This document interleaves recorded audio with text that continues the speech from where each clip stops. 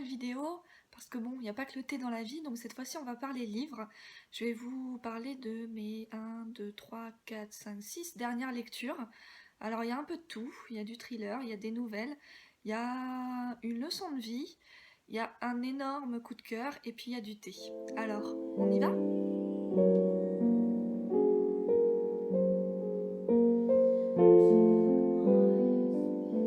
Donc le premier livre dont je vais vous parler, c'est Donato Carisi, Le Chuchoteur. Ce livre m'a été conseillé par Laudanum, les chroniques du lecteur, si je ne me trompe pas, sur YouTube. On a été régulièrement chez Book Off avec les filles et en fait, comme vous pouvez le constater, comme d'habitude, Book Off, non, on voit que dalle. Ok, donc Book Off, bah, c'est normal, c'est effacé. Book Off, c'est 4,50 € le livre, donc c'est une belle économie, puis ça permet d'avoir un livre qui est quand même en bon état. Et donc elle m'avait parlé de Donato Carisi et je suis tombée enfin sur le premier livre que j'avais envie de lire de lui. Elle l'avait rencontré au Saint-Marc en poche et pour elle c'est vraiment une révélation, c'est des thrillers qui sont bien ficelés, etc. Elle m'avait dit tu verras c'est génial, il faut absolument que tu le lises. Donc voilà, je l'ai lu, enfin. C'est pas un gros. C'est l'histoire de 5 petites filles qui ont disparu et les policiers retrouvent dans une clairière des tombes avec juste des bras en fait. Dans les tombes, il n'y a pas de corps, il y a juste un bras. Et donc c'est là-dessus que commence l'histoire. Et c'est l'histoire plus particulièrement d'un criminologue et de son équipe, Goran Gavila, qui à chaque fois qu'ils font un pas en avant, en fait, font 3 en arrière. C'est-à-dire qu'à chaque fois qu'ils avancent sur l'enquête, ils ont l'impression d'être manipulés par quelqu'un, comme si il y avait quelqu'un au sein de l'équipe qui leur en fait filait les informations au tueur. Et donc en fait, on avance petit à petit dans l'histoire. Et ce que j'ai bien aimé dans le livre, c'est qu'il y a 2 parallèles. C'est-à-dire qu'on a l'histoire avec les 5 tombes et les bras des petites filles, etc. Et en parallèle, on a une histoire, justement, parce qu'en fait, ils découvrent un 6e bras. Ils savent pas d'où ça vient. Ils savent qu'il y a 5 petites filles qui ont été enlevées. Ça c'est avéré, les 5 petites filles ont disparu. Mais il y en a une 6e qui a disparu, ils savent pas qui c'est. Elles savent pas ils savent pas d'où elle vient, etc. Et donc du coup, c'est l'histoire qui est en parallèle, c'est l'histoire de, a priori, cette petite fille, cette 6e petite fille qui ne serait pas morte et qui raconte comme quoi elle a peur, elle se réveille dans un lieu noir, etc. Au fur et à mesure de l'histoire, on suit le parallèle entre l'équipe de police et l'histoire de cette petite fille. J'ai beaucoup aimé ce bouquin parce qu'il y a un retournement de situation. À la fin, on fait ah ouais, mais en fait, c'était ça. Et ça, j'aime bien quand l'auteur en fait nous emmène sur un chemin petit à petit et qu'au final, en fait, lui fait un grand tournant à 180 degrés et qu'on s'attendait pas du tout à la chute. J'ai hâte de lire la suite qui s'appelle. Vous demanderez à Laudanum. Qui me fait très envie et il y aura forcément une suite puisque effectivement à la fin du livre il y a un petit indice qui nous fait dire que c'est loin d'être fini. Après avoir lu ça, en même temps que j'ai acheté celui-là, j'ai aussi acheté, il doit être là quelque part, non il est là, c'est le Tribunal des âmes du même auteur, rien à voir, là ça se passe à Rome. Encore un thriller, j'ai vraiment hâte de le lire, mais bon, tous les livres qui sont sur cette rangée-là, c'est ma palle, donc je suis loin d'avoir fini. J'espère avancer petit à petit et avoir plus de temps pour lire dans les prochains mois, semaines, jours, je ne sais pas. Ensuite, changement de décor, on passe sur 13 à table, où je pense que vous avez vu les affiches dans le métro.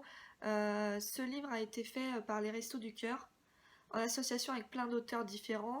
Quand vous achetez le livre qui est à 5 €, il y a 4 repas qui sont reversés, donc qui sont reversés au Resto du Cœur. L'argent permet de faire acheter au Resto du Cœur 4 repas qui seront distribués à des nécessiteux pendant l'hiver et c'est important. En plus de cette bonne action, il faut voir quand même que les auteurs qui sont rassemblés pour ce bouquin sont quand même des auteurs assez connus et des auteurs que j'aime bien. L'année dernière je l'avais acheté parce qu'il y avait Tilliez dedans, c'était fort bien. Là on est sur la fraternité, si je ne me trompe pas, c'est des nouvelles qui sont en rapport avec le thème frères et sœurs, voilà c'est ce que je disais.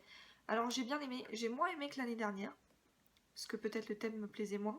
Il y a des ovnis dedans, genre par exemple je sais plus lequel c'est une nouvelle où il y a que des jeux de mots.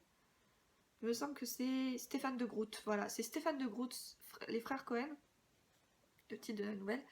Faut la lire à voix haute, sinon on comprend rien. C'est vraiment que du jeu de mots, que du jeu de mots. Et j'ai eu un gros coup de cœur pour la nouvelle de Bussy, il me semble. La seconde morte, voilà. Ça, c'est une pure tuerie. Pareil, un retournement de situation à la fin, on fait et c'est très très bien. C'est vraiment pas cher, 5 euros. J'ai bien aimé. La Verbère était un peu... Ouais, parce qu'il y a Verbère aussi, là. Était un peu tirée par les cheveux. Ceci dit, j'ai vérifié ce qui était posé dans la nouvelle. Scientifiquement, c'est réel. Donc du coup, c'est intéressant d'apprendre des choses aussi. Et la Puertolas. Donc je ne sais pas si... Si, je vous en avais déjà parlé de l'incroyable voyage du fakir coincé dans une armoire Ikea. Je vous en ai déjà parlé, Romain Puertolas, il est doué. Là, il a fait une petite nouvelle sur un rhum qui se retrouve dans la Lune. Ça s'appelle Le premier homme qui a marché sous la Lune. Encore un petit jeu de mots. Et c'est une belle critique de notre société actuelle, comme pour le fakir, en fait. Il aime bien faire ça. J'ai beaucoup aimé. Ça, c'est bien. C'est une bonne action et c'est bien. À lire dans les transports et tout. Je l'ai dévoré en quelques jours. C'est vachement bien. Foncez, foncez. Ça faisait longtemps que j'avais pas dit foncez, foncez. Hein. Avouez que ça vous avait manqué. Ensuite, le livre qui m'a tiré les larmes, qui m'a fait réfléchir beaucoup sur ma vie actuelle, qui m'a fait réfléchir sur mon mode de vie, sur la manière dont qu'on a en fait de s'accrocher à des choses futiles et qu'au final on ne s'intéresse pas aux petites choses et aux petits bonheurs de la vie. C'est donc Baptiste Beaulieu. Alors vous ne serez plus jamais triste. Voilà. C'est super chouette, c'est ma mère qui me l'a filé parce qu'elle l'a lu avant et elle avait pas trop aimé parce que c'est simple, c'est pas une histoire de foufou. C'est un médecin qui veut en finir avec la vie. Sa femme est décédée, elle est... Oh, spoil! Sa femme est partie mais on comprend dès le départ qu'en fait elle est décédée et en fait plus rien ne lui plaît dans la vie. Il est triste, il sort pas de cette tristesse et il veut se suicider. Et le jour où il décide de se suicider, il met des mocassins, sauf qu'il a neigé et ses mocassins prennent l'eau et ils sont foutus. Il y a une dame qui apparaît comme par magie avec son taxi devant l'arbre où il regarde ses mocassins foutus et elle lui demande, c'est une dame âgée qui conduit un taxi en robe de soirée, qui paraît diva parce qu'elle est en robe de soirée et qui lui dit donne-moi 7 jours pour te faire sortir de ton malheur et pour te prouver que la vie elle est belle et pour t'empêcher de te suicider. Alors du coup le médecin hésite beaucoup, mais au final qu'est-ce qu'il a à perdre? Il accepte le deal avec cette femme et ça va être une épopée pendant 7 jours d'idées saugrenues de cette femme qui va le faire courir dans un cimetière, qui va l'empêcher de manger, qui va le faire se raser de la tête aux pieds, et en fait qui finalement va le faire revivre et va le faire renaître, et qui va le débarrasser en fait de toutes ces valises en fait qu'il traîne, tous ces trucs futiles dont on n'a pas besoin au final, les objets qu'on accumule, les, les, les photos et tout ça il va s'en débarrasser, il va apprendre à se satisfaire des petits plaisirs de la vie comme être avec son amie qui finalement parce que finalement elle devient son amie cette vieille femme, apprendre à se satisfaire des petits moments, des petites phrases, des petits bonheurs et ça m'a fait beaucoup réfléchir parce qu'au final dans notre société actuelle on s'accroche beaucoup à tout ce qui est futile, à tout ce qui est matériel et on a tendance à avoir du mal à voir les petits bonheurs et les petits instants qu'on partage avec nos proches et qui sont au final des pépites et qui au final sont les choses qui nous font aimer la vie. Alors c'est une belle leçon de vie. C'est triste, il faut pas se leurrer, ça se finit pas très bien. Et ça se finit pas très bien, en même temps ça se finit très bien. Question de point de vue, et j'ai beaucoup aimé, ça m'a tiré les larmes, ça m'a fait rire aussi, un peu comme une débile dans le RER toute seule devant mes pages, mais bon, ça m'a fait du bien et ça permet effectivement de relativiser énormément de choses. Ensuite, Je ne sais pas si vous vous souvenez, mais j'ai fait ma première rencontre Team Tea Addict sur le blog chez Cap et Cap. J'avais été invitée par Cap et Cap pour découvrir le rooibos. Le rooibos, ce n'est pas du thé, c'est appelé thé rouge, mais ce n'est pas du thé. Et j'ai pu découvrir effectivement un rooibos que j'aime, le rooibos vert, qui n'a pas du tout le goût de cette plante caractéristique qui est le rooibos, qui moi me déplaît énormément parce que c'est assez fort. Donc en partant de cette soirée, j'ai eu l'honneur de me voir offrir le livre My Rooibos, qui a été écrit par Gervan, je ne sais pas comment ça se prononce, Gervan Kolbok Le Ridon. Yes, non. Qui est Gervan? Je me suis trompée. Alors Gervan, c'est un commissaire-priseur et écrivain. Voilà. Et elle a écrit le livre aussi avec un second sommelier à l'hôtel Georges V. Voilà. Donc du coup, ça permet d'en apprendre beaucoup sur le rooibos. C'est des magnifiques... En fait, c'est toute l'histoire du rooibos. Pourquoi est-ce qu'elle a décidé d'écrire ce livre? D'où vient le rooibos? Comment le préparer? Qu'est-ce qu'il apporte aussi? Parce que c'est quand même quelque chose de particulier. Parce que comme c'est pas du thé, vous pouvez en boire toute la journée, même le soir. Ça vous excitera pas, ça vous empêchera pas de dormir. C'est une plante en fait particulière et elle a plein de vertus. Comme a priori ça a des vertus pour aider à la digestion, etc. C'est vrai que j'ai mangé un gros repas, j'ai bu un rooibos après et j'ai bien dormi. Bref, c'est un livre qui est plein d'informations, qui contient de très belles photos. J'ai beaucoup aimé. C'est mon premier livre sur le thé. Bah, qu'est-ce que tu fais? Un bouquin dans la tasse, t'as même pas de livre sur le thé. Bah voilà, c'est fait. Et donc on a toute l'histoire du rooibos, on a les conditions, la fabrication, d'où ça vient, les filières qui sortent de rooibos, parce que c'est aussi un atout économique et écologique entre guillemets, puisque ça permet à des petits cultivateurs de faire valoir leur savoir-faire. Et c'est vachement bien parce que c'est l'Afrique du Sud qui fait ça, et vous savez qu'en Afrique du Sud c'est pas forcément richesse, donc voilà. Il y a beaucoup de gammes de rooibos. Bref, c'est un beau livre, j'en ai appris beaucoup sur un thé, on va dire ça, que je n'aime pas du tout et qui pourtant m'attire de plus en plus. J'ai fait récemment un article, hier d'ailleurs, sur la box envoûtée du mois de novembre, et dedans il y avait un Honeybush Rooibos, donc du coup c'est encore une catégorie de Rooibos, qui est naturellement avec des notes mielées, et celui-là aussi je l'ai beaucoup aimé, parce que du coup le miel cache un peu le goût végétal du Rooibos. C'est un très beau livre, il y a même des recettes de cuisine. Je n'ai pas encore testé, mais je vais m'empresser de faire... Ça a l'air trop bon, il y a des plats de viande et tout, c'est vachement bien. De quoi faire des bonnes choses pour les fêtes. Terrine de foie gras au rooibos.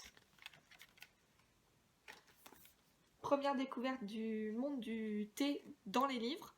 Je vais pas m'arrêter. J'ai Morgane qui m'a dit qu'elle avait acheté pas mal de livres de thé et elle m'en a fait envie. Donc ça ne s'arrêtera pas là, je vous en présenterai plein d'autres. Ma déception du mois, je vous en ai déjà parlé sur Instagram, c'est ça.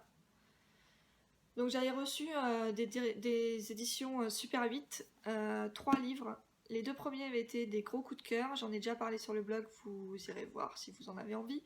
Le dernier, c'était celui que Aiko m'avait conseillé sur Instagram. J'ai pas pu le finir, je crois que voilà, ouais.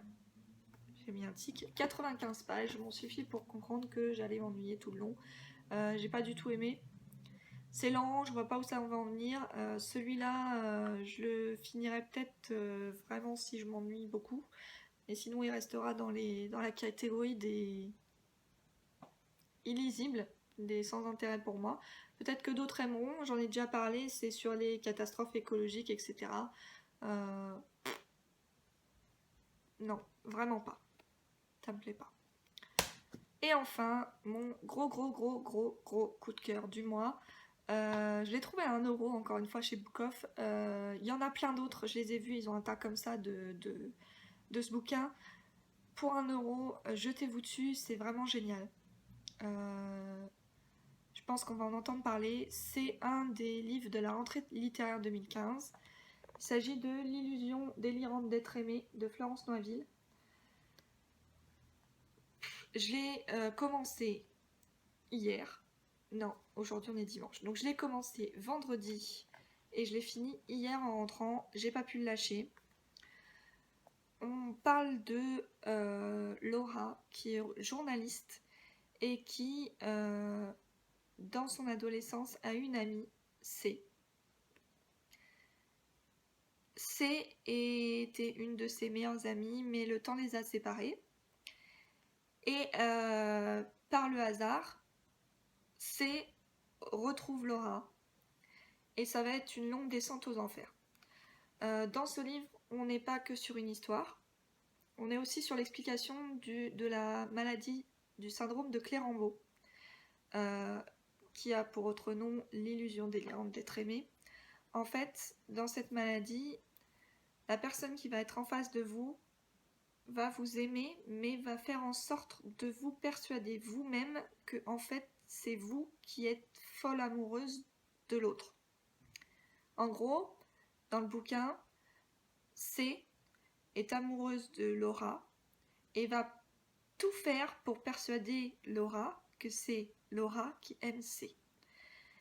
C'est une maladie du cerveau et les malades ne s'en rendent pas compte. C'est-à-dire que, à part la personne qui est perturbée et celle qui est aimée par celle-ci, le monde extérieur ne se rendra pas compte que la personne est malade. Là, on a l'histoire de Laura, il y en a beaucoup. Clérambault, vous pourrez aller lire, a étudié ce phénomène, c'est pour ça d'ailleurs que le syndrome porte son nom. Et j'ai beaucoup aimé ce bouquin parce qu'en fait, on est vraiment dans l'histoire de Laura. Elle nous raconte tout, ses peurs, sa longue descente aux enfers et comment elle est dépossédée complètement de sa vie et de sa personne même par C.